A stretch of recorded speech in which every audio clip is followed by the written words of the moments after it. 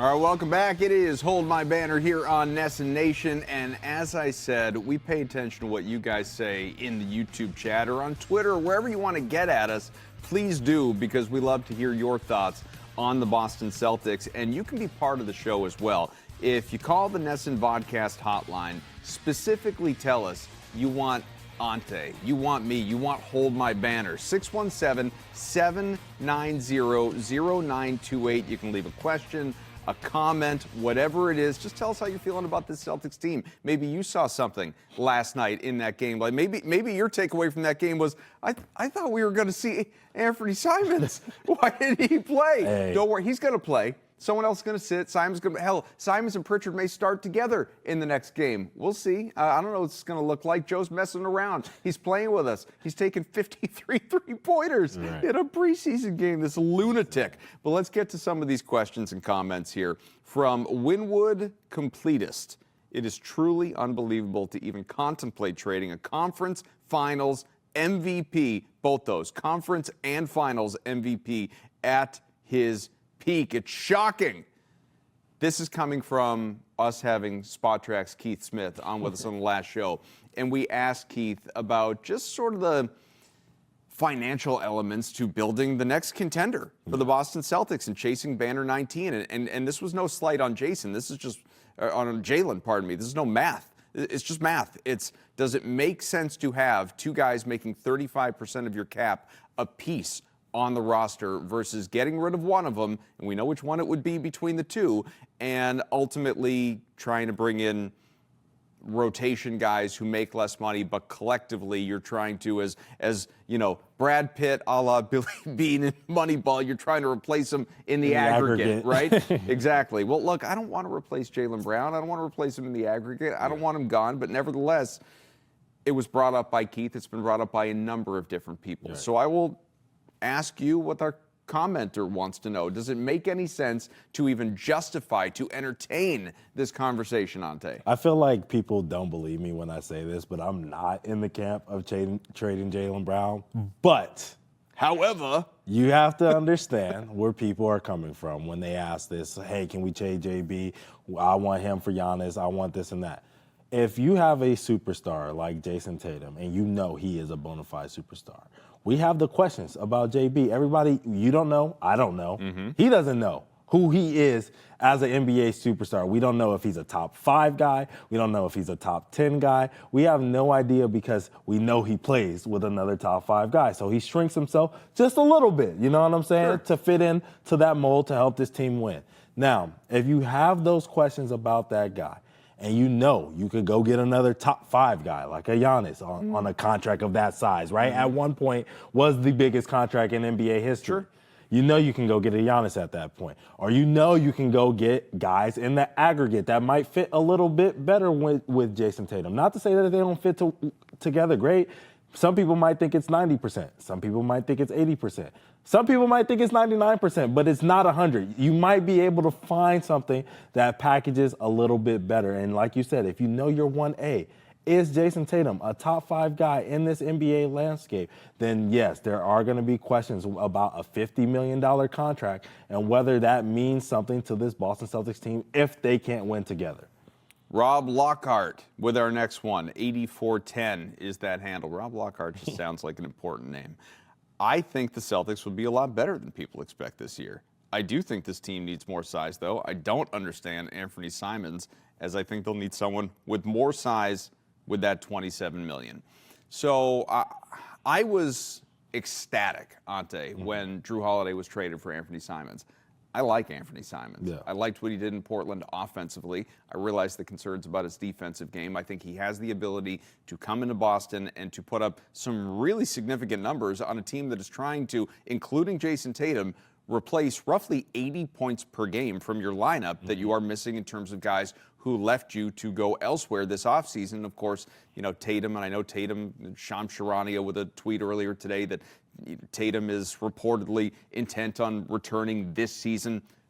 No kidding. Like, this is not news. Tatum has been telling us that basically for 2 weeks, telling anybody who will listen that he's got a date circled on the calendar. He's not talking about opening night next year. He wants to be back this year. We don't know if it's going to happen, though, so you need to replace that scoring. But Spot Track, right? We mentioned Keith Smith. Spot Track. Here's some research for you. And maybe Rob has looked this up, maybe he hasn't. If we're talking about guys who make in the ballpark of $27 million, Yep. and I will even skip over some of the other positions and look purely at bigs. You tell me if any of these guys are guys that you would want over Anthony Simons. Yep. Or making comparable money. Yep. Tobias Harris. No. John Collins. Maybe. Draymond Green. Absolutely not. Nick Claxton.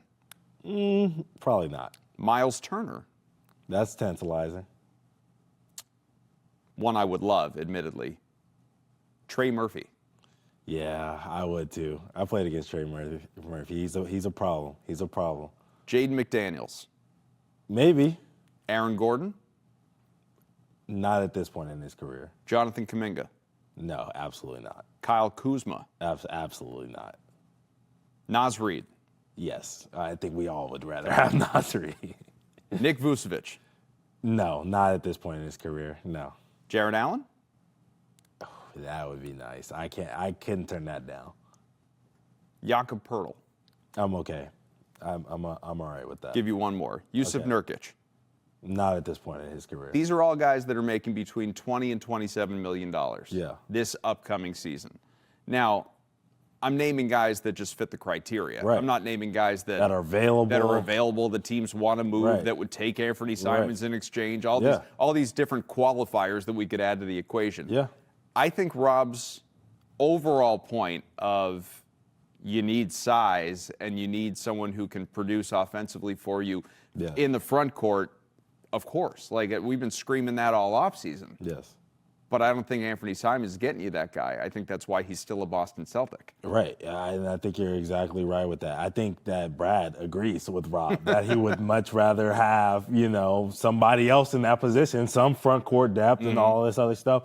But that's just not how the market is. The thing about it is guards are at abundance. That's why they could go make that trade for Drew Holiday for Anthony Simons and go get a guard for a guard. But finding a big, as we all have saw, we lost 4 of them. Mm-hmm. We lost Al Horford, KP, Luke Cornett, you know what I'm saying? We lost guys. Yeah. So it's hard to go replace that. So, yes, a lot of the guys that you mentioned, especially the bigs on the list, they seem tantalizing.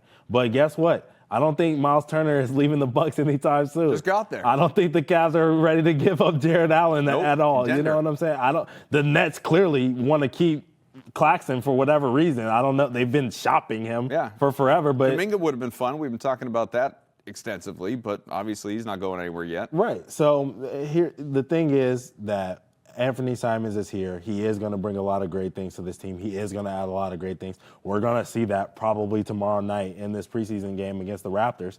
But you just got to wait on the front court depth. It will come with time. All right. If I'm saying this right, at Crot to Crude on Twitter, on YouTube, I'm not sure. Yeah. My 3 spicy predictions. Payton Pritchard averages 25 and 5. That's 20 points, 5 rebounds, 5 assists. Good efficiency and makes the All-Star team. Yep. Nimi Keita wins Most Improved Player after averaging nearly a double-double with good rim protection. Jason Tatum returns in the spring and helps lead the squad to the conference finals at least. At least into the Final Four again. Which of these 3 is the most spicy to you? The most spicy to me?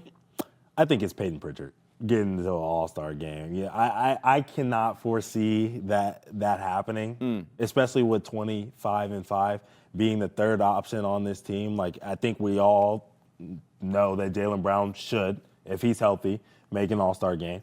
And then on top of that, we all think that Derek White has a chance, maybe a little bit of an outside chance, but a chance to make an All-Star appearance this year for the Boston Celtics. You're telling me that the Boston Celtics are, even if they're a 4 seed, maybe even if they're a 3 seed, are going to get 3 All-Stars in the NBA in this Eastern Conference?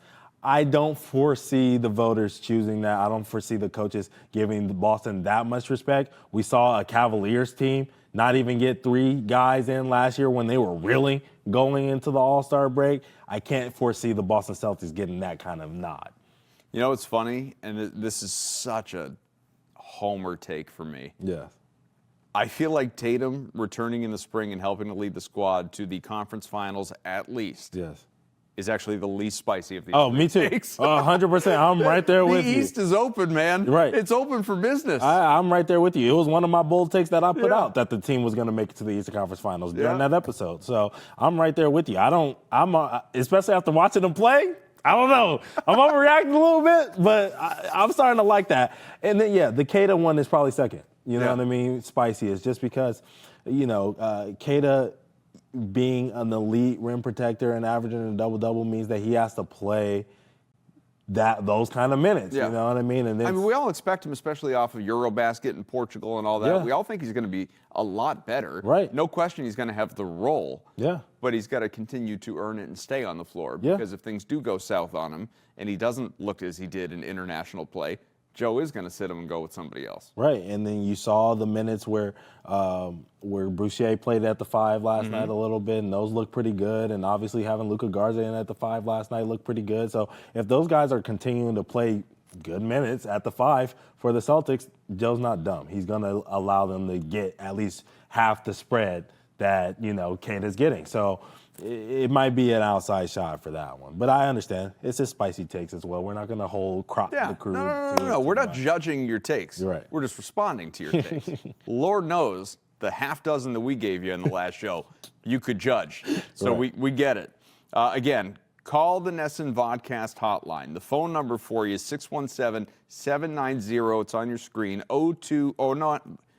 That's why it's on your screen. 0928. 617-790-0928. Leave a question, leave a comment, post them on YouTube, on Twitter, wherever. You got to shout out, hold my banner, though, so that we know you're looking for us specifically. Because, listen, there's a lot of great podcasts, vodcasts. There's, Boston has entered the chat. Awesome show in the mornings. But if you leave a voicemail and you're just talking about the Celtics, they may use it. They're going to steal it. They're going to take it. So you got to say, no. This is for Hold My Banner. This is for Ountae. This is for Adam. We want to hear you here so that we can react to you and give you your time, obviously. So, yeah, it is interesting. I guess something you brought up before we hit the break, though, because I do think I'm not even saying media members. I think it's like overzealous fans who are just excited that basketball's coming or that it's here are going to fall into maybe some of that overreaction category off of what we saw last night. Yes.